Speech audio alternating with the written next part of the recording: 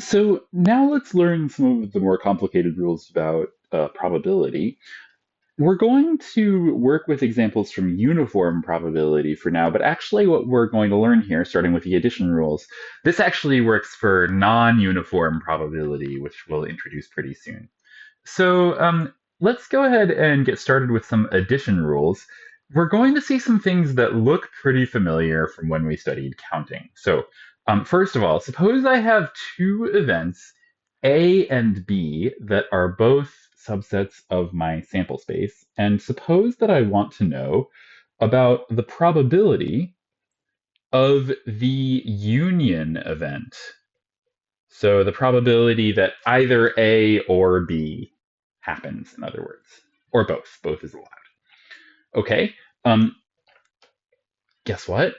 The probability of the union event, well, we're going to say, hey, the probability of either A or B happening, that's the probability of A happening plus the probability of B happening minus the probability of both of them happening. And if you're looking at this and you're saying, hey, Phil, this looks like the inclusion-exclusion formula, it is the inclusion-exclusion formula. And it's true for exactly the same reason if you remember that what we're really doing here is doing the cardinalities of sets. And so this is really just a statement about the cardinalities of sets where we've divided through by the size of the sample space. So the inclusion-exclusion formula, if you can remember it once, you can remember it everywhere.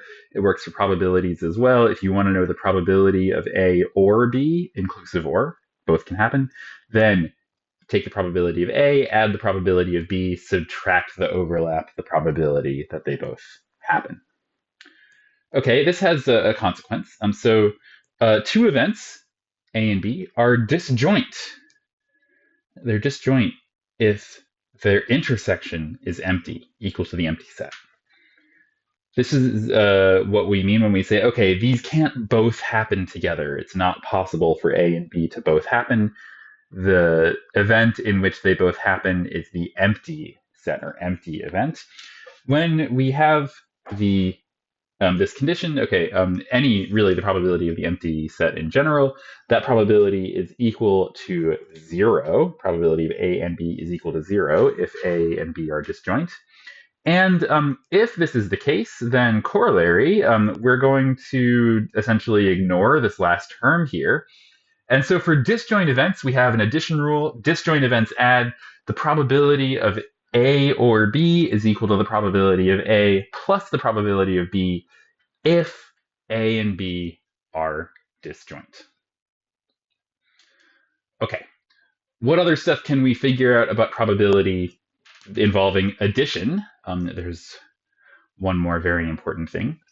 So, theorem, if I have a collection of events that I'll call A1 through AN, and if every pair of events is disjoint in that collection, so in other words, if I look at any two of those things and I say, hey, can these both happen together? And the answer is no, their intersection is the empty set.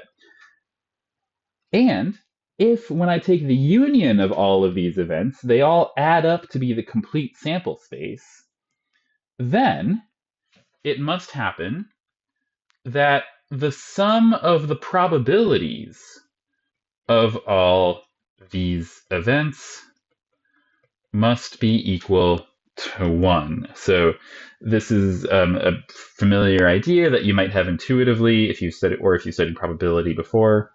Probabilities always sum to 1. So this is the careful statement of that idea. Probabilities sum to 1.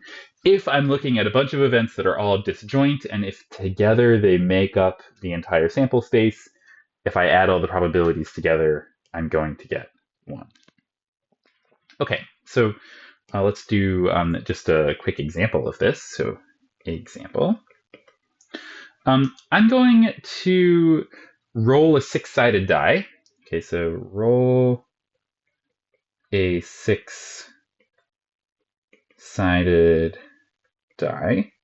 Okay, so I'm going to roll a 6-sided die, and I'm going to let A be the event 3 or larger.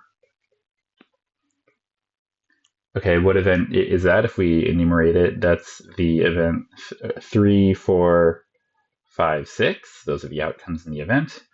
Okay, and then I'm going to let B be the event 2 or smaller. Okay, and that event is just 1 and 2 as my outcomes.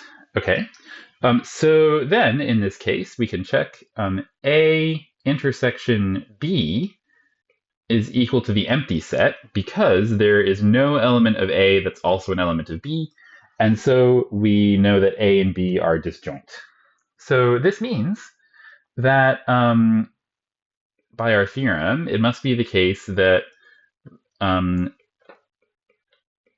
and B add up to 1. I guess in order to check this technically, I should also verify that A union B equals my entire sample space because all of the numbers on the die are in either A or B. So if I have these two conditions, my events are disjoint, and they collectively combine to form the sample space, then I know they must add up to 1. So this is nice for me because it means I don't actually have to calculate the probability of A and the probability of B. If I know the probability of one, I'll get the other for free. So for example, suppose I compute the probability of A using uniform probability. So the probability of A is equal to the cardinality of A divided by the size of the sample space, which is 4 over 6, which is 2/3. So now I could do the same calculation for B, but maybe I don't want to. I can just solve for the probability of B instead and say, hey, the probability of B is equal to 1 minus the probability of A, which is 1 minus 2/3, which is 1/3. So I can use these addition rules, like inclusion-exclusion or the probabilities sum to 1 rule, in order to calculate probabilities from other probabilities in ways that can, not always, but they can be quite helpful and make my life easier.